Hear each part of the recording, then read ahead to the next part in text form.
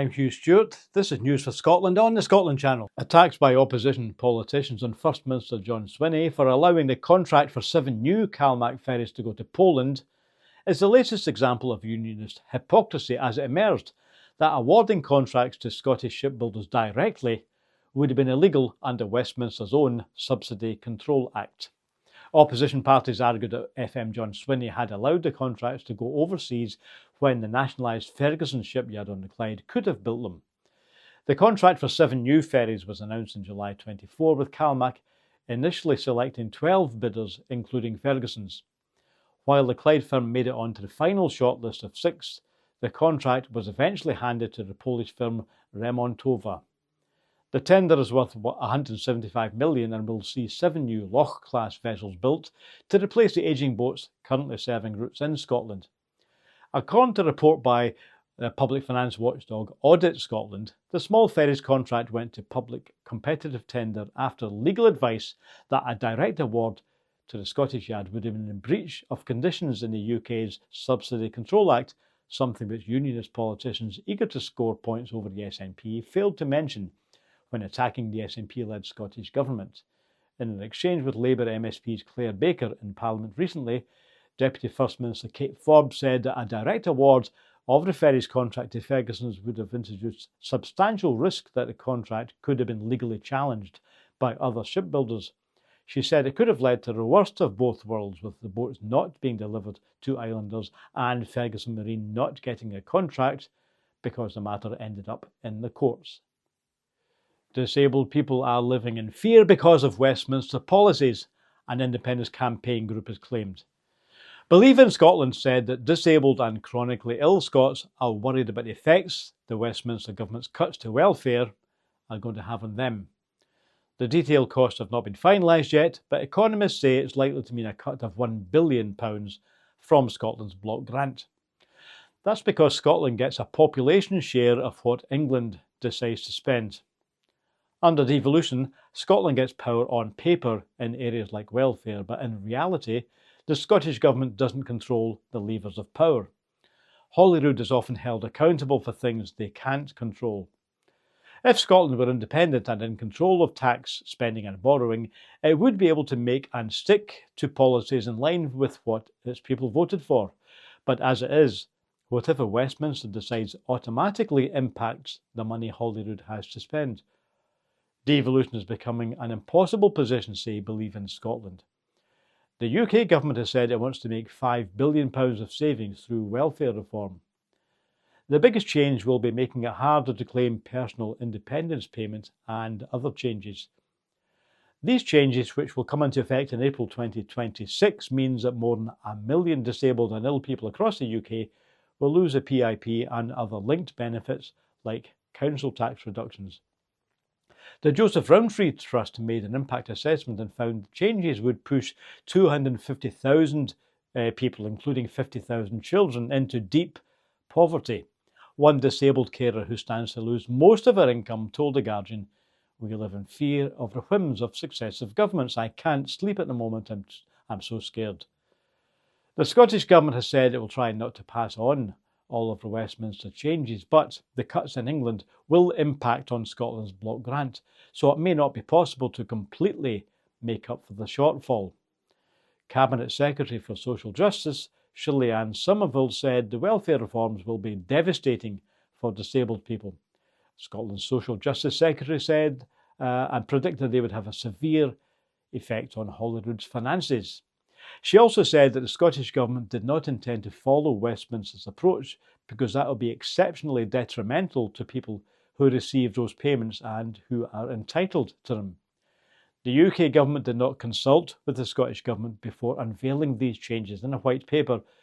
They've also not made it clear how this will impact the Scottish budget. Some argue it's not right to call these cuts to the Scottish budget because they won't come into force until April 26.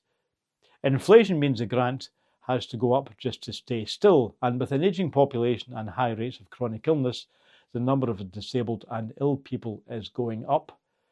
But the simple fact is that even if the Scottish Government's block grant does go up in terms of raw numbers, they will still be landed with new rules, which means a cut to people's payments next year.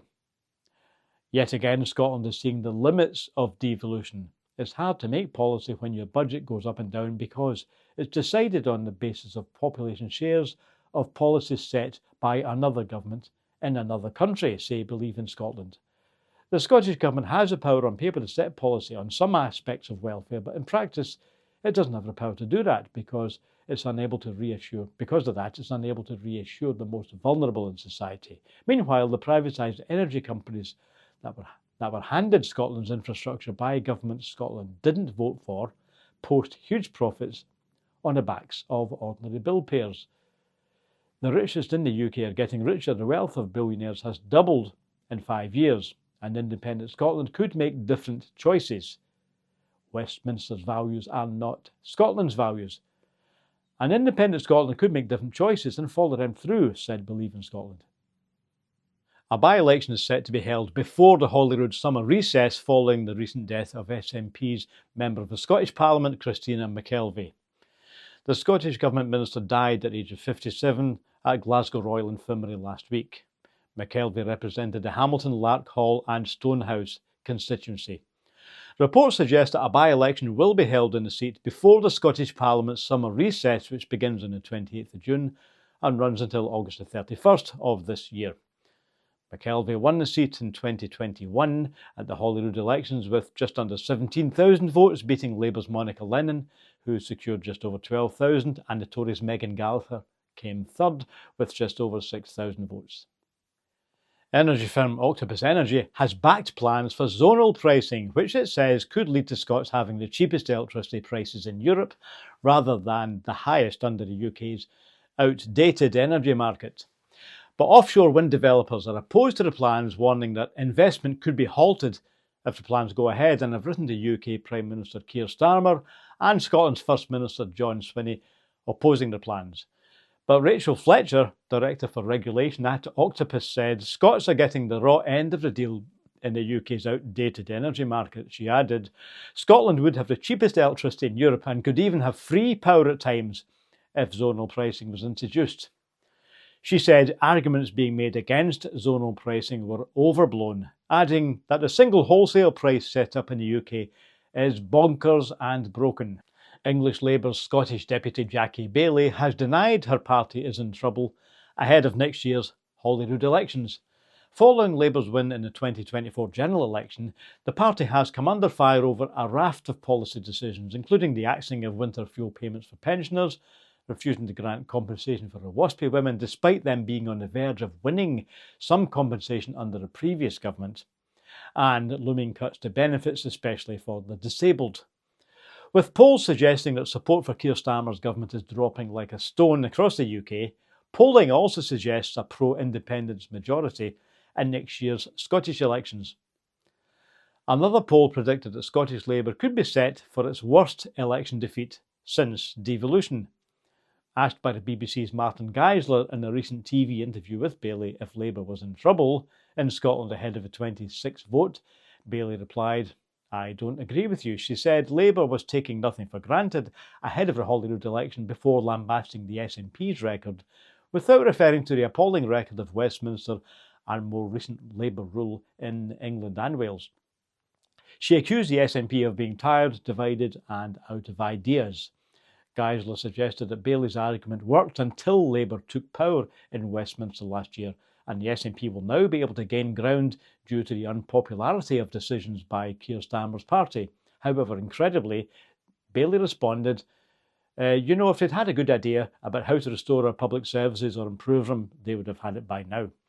However, she failed to mention her party's disastrous private finance initiatives, attempts to privatise Scotland's water in 2006, despite the chaos brought about by water privatisation in England, nor her party's support for continuing to privatise large parts of NHS England. Baillie insisted that the SNP were out of time and that, despite the polling evidence, that the people of Scotland weren't short of them. She also failed to mention that Westminster controls Scotland's budget, so the devolved government in Scotland is always working with one hand tied behind its back when Westminster continues to cut the amount Scotland gets in real terms year on year. Campaigners have expressed concern that the Ministry of Defence is trying to escape paying for the pollution it caused, at a former submarine reactor testing site next to Dounreay in Caithness. Discussions to transfer ownership of the site to the UK and Scottish Government's Nuclear Decommissioning Authority are thought to be at an advanced stage. But unlike many civil nuclear sites, military sites don't have any funding set aside for decommissioning, and campaigners fear that the MOD is trying to avoid having to pay for the Vulcan site's multi-million-pound clean-up, which will include the dismantling and disposal of 2 defunct radioactive reactors. They're calling on the Scottish Government to block any backroom transfers that undermines Scotland's interests. The closure of Kirkcudbright Bridge amid structural concerns has led to extensive diversions being put in place. Dumfries and Galloway Council say the length of the closure is currently unknown as structural engineers assess the work which needs to be carried out. The council added that despite the 7.5-tonne weight limit being put in place earlier this year, in response to the regular breaching of the previous 17-tonne limit by HGVs, the bridge is now considered unsafe and has to be closed to all vehicle traffic. Signed diversions are in place via the A755, the A75 and the A762 and vice versa. The bridge remains open to pedestrian traffic. Nature Scot is seeking an extension to its current deadline of April 28th for a submission of its report on the Galloway National Park consultation. The body is acting as a Scottish Government's reporter on the proposal to make Galloway into Scotland's 3rd national park, which supporters say will bring major investment and international attention to the area. However, opponents fear it will result in too many tourists coming to an area which they argue cannot be supported with its current infrastructure. NFU Scotland also claim that 3/4 of their members are currently against the idea of a new national park. Scotland has 2 national parks already at the Cairngorms and Loch Lomond and the Trossachs. Around 100 people attended a protest in Skye last Sunday following the news that the Slate estate in Armadale Castle had been put up for sale. The 20,000-acre estate and castle have been owned for more than 50 years by the Clandonald Lands Trust, which operates a museum, garden, restaurant and shop, and is a major local employer. In a statement, the Board of Trustees for Clandonald Lands Trust said it had made the difficult decision due to financial difficulties. However, the sale of the estate has reportedly come as a surprise to people living in the south of Skye, as some people criticised the lack of community involvement in the decision. Protest co-organiser Ian McKinnon said the demonstration was held primarily to express the shock and displeasure of the community at the way the Clandonald Land Trust announced the sale without consultation or forewarning. It has caused anger, anxiety and fear from many, especially those whose livelihoods are dependent on the estate, and the suddenness of the announcement has only exacerbated matters, he said. The protest is to ask the estate trustees to pause the sale to give the community time to consider its options and what role, if any, people here would like to have in the future of the estate. An event to mark the 40th anniversary of the mysterious death of Scottish lawyer and activist Willie McRae will be held near Invergarry tomorrow, that's Saturday, April the 5th. McRae, a top lawyer, anti-nuclear activist and senior SNP member, was discovered by passing tourists in his car off the A87 near Loch Lomond with serious head injuries, initially thought to be the result of a single vehicle car crash. However, it was later discovered he'd been shot in the head. McRae successfully prevented the UK government from turning the Galloway Hills in the southwest of Scotland into a nuclear waste dumping ground. It's also believed he was about to reveal the identities of several high-profile UK politicians involved in a paedophilia ring. His death was treated as suicide, despite the fact that the handgun used to kill him was found some distance from where the car came to rest, leading many to suggest that he was killed by the British state in order to shut him up. A fatal accident inquiry was never held, and his medical records were never released, fueling suspicions about his death. A group of independence activists from Yes Highlands and Islands will take part in tomorrow's memorial event at the small cairn, marking the site of McRae's death beside the A87. Event organiser Pete Smith said 40 years has passed since a man was found dying on a Highland road in mysterious circumstances. Not just any man, but a seeker of justice and a thorn in the side of the establishment. He added, Willie McRae took a massive secret to his grave, and we intend to seek justice for McRae by demanding a public inquiry into the case. Our documentary, Who Killed Willie McRae, will be available to watch on the Scotland Channel exclusively from April the 17th. Clackmannanshire has the highest rate of people regarded as economically inactive due to sickness in the UK, according to the UK Department of Work and Pensions. 17.4% of people fell into this category in Clackmannanshire, with Edinburgh recording the lowest rate of economic inactivity at 3.92%. That's the lowest in the UK. The UK average is 12.14%. The figures for 2024 cover both long and short-term sickness, which many health professionals regard as a symptom of the increasing financial pressures leading to high rates of stress because of UK government austerity. Efforts to transform a derelict factory, which was built for the Scottish car manufacturer Arrol Johnston in 1913, have been ramped up by Dumfries and Galloway Council. The factory at Heath Hall near Dumfries was built by Arrol Johnston but later closed when the firm went into administration in 1931. It then became a rubber factory until final closure in 2013. Since then, the Grade B listed building has become a magnet for vandals and is now widely regarded as an eyesore. However, the building is unique in Britain as it was built to a revolutionary American design based on the early car plants in Detroit, USA. The company which owned the building dissolved last year and ownership automatically transferred to the English Crown. Dumfries and Galloway Council have the option to buy it from the Crown, but they are currently seeking expressions of interest from potential developers for what they describe as a sustainable development opportunity for the site. Historic Environment Scotland says it does not want to see the Category B listed building demolished in any future plans.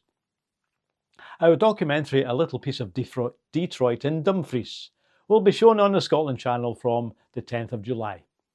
That winds up our stories for this week. Join us again on the Scotland Channel every Friday night from 7 p.m. Don't forget, once released, you can view all our shows anytime on the Scotland Channel. Support us by linking, sharing and subscribing to our YouTube page, thescotlandchannel.tv. Thanks for watching.